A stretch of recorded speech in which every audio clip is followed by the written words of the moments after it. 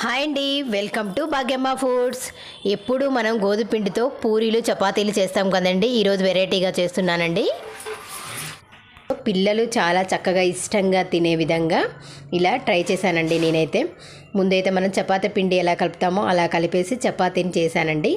తర్వాత దీంట్లో కర్రీగా మనం ఆలు టమాటో కర్రీని చేశానండి. ఈ విధంగా చపాతీ చేసిన తర్వాత దాంట్లో స్టఫ్ చేసి ఇలా జాగ్రత్తగా ఫోల్డ్ చేసుకోవాలండి.